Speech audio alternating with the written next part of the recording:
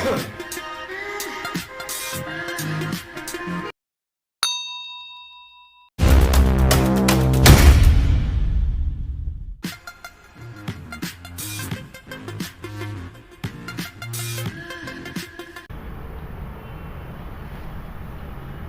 दोस्तों, एक बार फिर इलेक्ट्रिक अंकल हेड वाले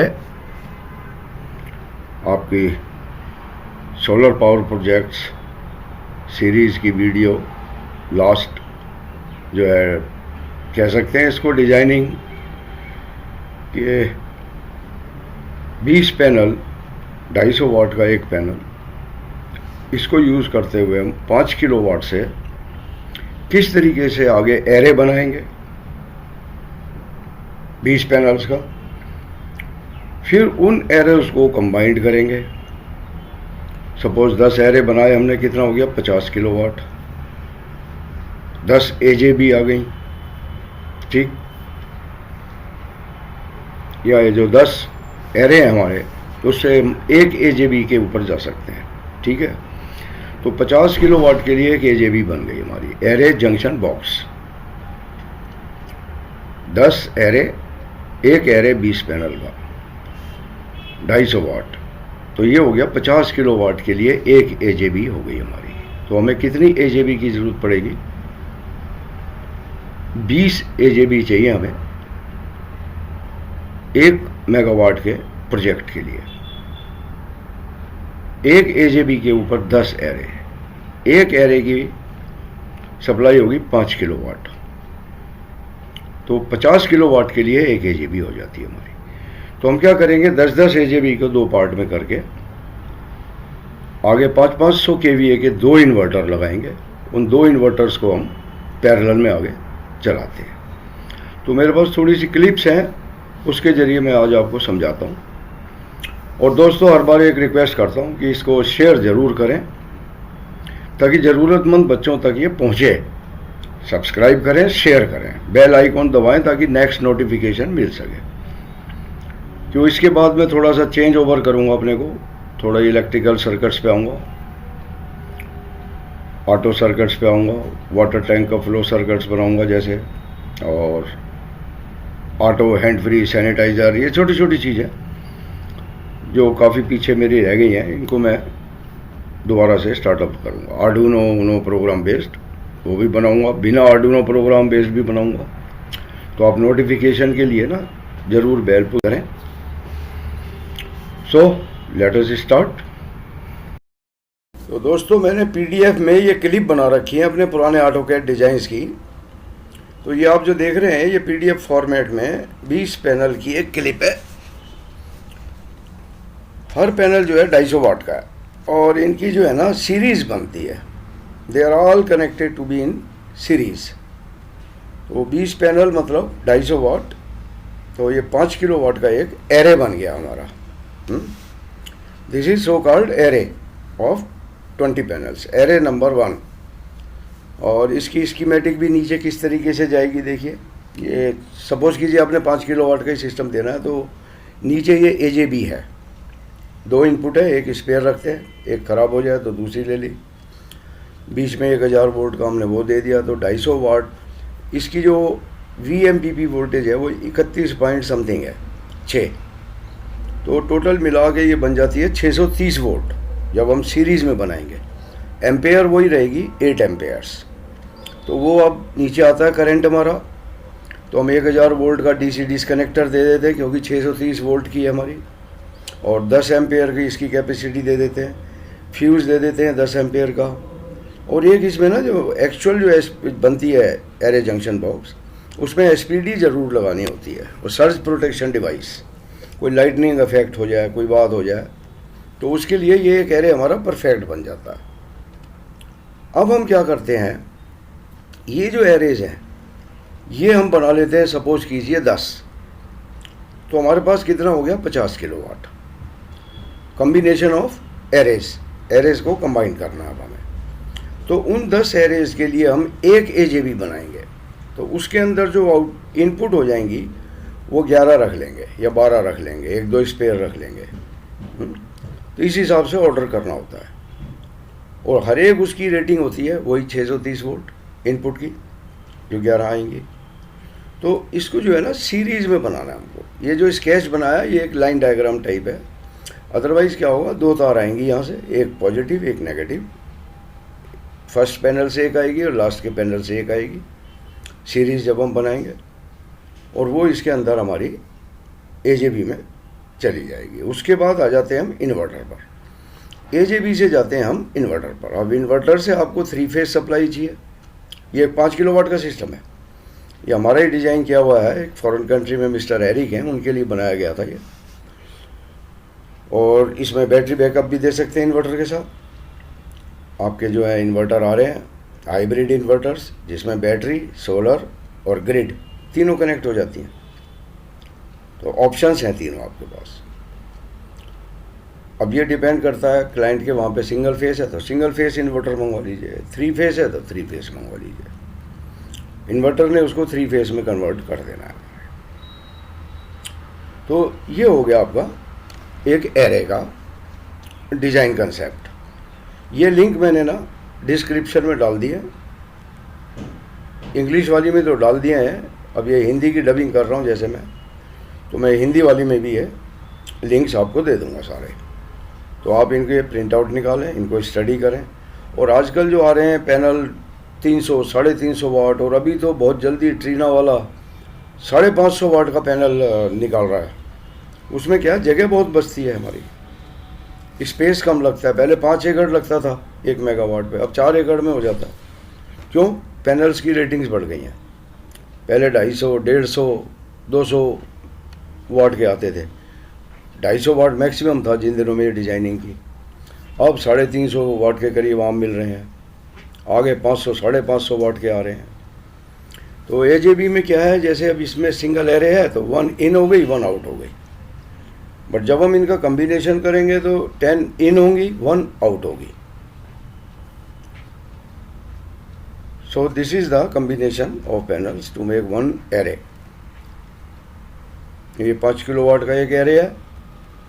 आगे अब 50 किलोवाट के लिए हम 10 एरे बनाएंगे। 600 किलोवाट करना है तो हमें 12 एरे बनाने पड़ेंगे। सो लाइक दैट डिपेंड करता है आपकी इन्वर्टर की कैपेसिटी क्या है। और आपको इसकी जो डिज़ाइनिंग करनी होती है ना इन्वर्टर की, इनपुट के हिसाब से जो इनपुट रेटिंग है वो क्या है। मान लो 400 से 800 है तो आपको 600 के आसपास आनी चाहिए, तो हमारी 630 आ रही है। अगर जो 400 से इनपुट कम आती है, आपने 10 पैनल ले लिए, it will not work inverter. और अगर जो ज़्यादा पैनल ले लिए, 800 वोल्ट से ऊपर चली गई इन्वर्टर की इनपुट के हिसाब से, तो भी ये काम नहीं करेगा। सबसे बेस्ट होता है कि जो इनपुट की मिनिमम और मैक्सिमम रेंज की एवरेज ले लें, औसत ले लें। तो हमने इसलिए 20 पैनल लिए हैं, 31.8 का है तो 630 वोल्ट की आउटपुट हमें मिल रही है। This is the average of the inverters input, नहीं तो इन्वर्टर काम नहीं करते। अब आ जाते हैं इधर हम कि इनका जो है, देखिए अब ये कम्बिनेशन है एरेज का। ये देखिए कितने एरेज हमने यूज़ किए यहाँ पे 12, क्योंकि 630 kVA का इन्वर्टर था हमारा, ठीक है ना, जिस समय हमने डिज़ाइन किया था 630 kVA। तो हमने 600 किलोवाट मतलब 12 एरे बनाए थे। एक एरे 5 वाट का, 5 किलोवाट का, तो 12 पंजे 60। तो ये 12 एरे क्या मतलब एक कम्बिनेशन हो गया हमारा। तो ये 60 किलोवाट की हमारी एक कम्बिनेशन ऑफ एरेज हो गई, 12 एरेज की।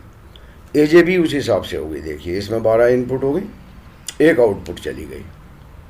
तो इसमें क्या है कि करंट रेटिंग बढ़ गई, वोल्टेज तो सेम रहेगी 630, पर अब जब हमने एरे को कंबाइंड किया है तो ये सबकी टोटल करंट मिला के 8 एम्पेयर के हिसाब से 96 एम्पेयर्स, 8 एम्पेयर की रेटिंग है पैनल की 250 वाट के, और 31 पॉइंट समथिंग इसकी वोल्टेज है एक पैनल की। तो एरे की है 630 वोल्ट, करंट है 8 एम्पेयर। तो 12 एम्पेयर का कितना हो, 12 एरेज का हो गया 12 8 96, मतलब 96 एम्पेयर्स। तो हम 100 एम्पेयर एज्यूम करके चलेंगे और 630 वोल्ट इस 12 एरेज के एक कम्बिनेशन से जो कि 60 किलो वाट बनता है हमारा। तो 60 किलो वाट का एक ही बन गया कम्बिनेशन, जिसमें आउटपुट करंट है 100 एम्पेयर, 630 वोल्ट है सप्लाई। तो हमें अगर जो सिर्फ ये 60 किलो वाट का सिस्टम लगाना है तो इट इज़ एनफ, ठीक है। आगे इन्वर्टर उस हिसाब से लग जाएगा 60 kVA का और 630 वोल्ट का। इनपुट रेटिंग होगी उसकी 400 to 800, ताकि 630 वोल्ट पे प्रॉपरली काम करेगा आपका इन्वर्टर। आउटपुट आपकी बहुत बढ़िया आएगी इसमें। अब अगर जो हमें बनाना है इसको 600 किलो वाट का, ठीक, तो हम क्या करेंगे, ये जो कॉम्बिनेशन है 12 एरेज का, ये एक सेट हो गया। चलो एक AJB 1 हम काउंट कर लेते हैं। तो हमें कितनी AJB चाहिए, 10। तो हमें आउटपुट कितनी मिल जाएगी, 600 किलो वाट। करंट रेटिंग बढ़ती जाएगी उस हिसाब से। करंट रेटिंग हो जाएगी आपकी कम से कम 10 और 12 भी 10 लगाते हो 60 किलो वाट का एक, तो ये हो जाएगी 1000 एम्पेयर्स। तो इतनी कैपेसिटी के इन्वर्टर होते हैं 630 kVA के। तो 1000 एम्पेयर्स उसको इनपुट मिलेगी और 630 वोल्ट मिलेगी इन्वर्टर को। इन्वर्टर होगा आपका 630 kVA का। अब हम उसको भी पैरेलल में दूसरा एक और इन्वर्टर लगा के 10 एरे वहाँ लगा के, तो हमारा 1200 kVA का सिस्टम तैयार हो गया, जिसके ऊपर आपका 1 मेगावाट बड़े आराम से, मतलब 1000 किलोवाट सिस्टम है हमारा 1200 किलोवाट का। तो बड़े आराम से उसको टॉलरेट कर लेगा। तो इस तरीके से जो है हमारा 1 मेगावाट का सिस्टम कंप्लीट हो जाता है। अब ये देखिए, अब हमें 5 मेगावाट बनाना है। ये हमारे सेट बन गए 1 मेगावाट के। ऊपर देखिए मैंने 12 एरे लिए हैं, 1 मेगावाट देख लेते हैं हम, ठीक है। ये वाला 1 मेगावाट का है, राइट। तो ऊपर 12 एरे हैं, तो 12 स्ट्रिंग्स हमारे इन्वर्टर में, एक इन्वर्टर के अंदर गए।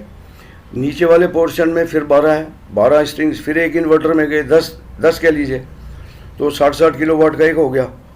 तो 10 स्ट्रिंग उधर गए, 10 इधर गए इनपुट। उसके बाद दोनों इन्वर्टर्स का कॉम्बिनेशन हम पैरेलल में करके आगे ट्रांसफार्मर को सप्लाई हम दे देते हैं। ट्रांसफार्मर की कैपेसिटी वो 630 वोल्ट से स्टेप अप करना है ग्रिड के हिसाब से, 11 kV, 33 kV, what ever it is, जो भी कुछ है। करंट जो है 2000 एम्पेयर हो जाएगा। तो उस हिसाब से ट्रांसफार्मर की कैपेसिटी निकल आएगी आपकी 630 वोल्ट्स, 2000 एम्पेयर करंट। आप इसको मल्टीप्लाई कर लीजिए। वो 3 फेज का फार्मूला आपको पता होगा, √3 VI cos phi volt current this. तो ट्रांसफार्मर में 3 फेज का वो लग जाएगा, DC में नहीं लगता ये। √3 VI cos phi ये ट्रांसफार्मर से एप्लीकेबल हो जाएगा। क्यों, इन्वर्टर के बाद हमें AC मिलेगी। पहले इनपुट है DC, इन्वर्टर हमें देगा AC। So this is the combination. Now this is the electrical circuit diagram. हाँ, you see 1 megawatt, 1 megawatt, 1 megawatt, 5 megawatt project. This is the सब मेन डिस्ट्रीब्यूशन बोर्ड। उसके अंदर हमें कैसे कैसे कम्बिनेशन देने हैं, मीटर देना है, रीडिंग देनी है, प्रोटेक्शंस देनी है। तो ये डिजाइनिंग उसकी है। तो आप इसका प्रिंट आउट निकाल के इसको स्टडी कर लेंगे तो फैमिलियर हो जाएंगे आप इससे कि भाई सब मेन डिस्ट्रीब्यूशन बोर्ड की डिजाइनिंग कैसे करनी है आपको। CT होगा, PT होगा, मतलब करंट ट्रांसफार्मर होगा, पोटेंशियल ट्रांसफार्मर होगा, राइट। और रिलेज होंगी इसके अंदर, ओवरलोड प्रोटेक्शन होगी, अर्थ प्रोटेक्शन होगी। So all these things are to be included in this SMD। And after combination it will go to main DB। Air circuit breaker चल रहे हैं, उसके बाद ये ट्रांसफार्मर को 5 मेगावाट का प्रोजेक्ट चला गया पूरा। ट्रांसफार्मर की कैपेसिटी पर 5 मेगावाट के हिसाब से चूज करनी है आपको,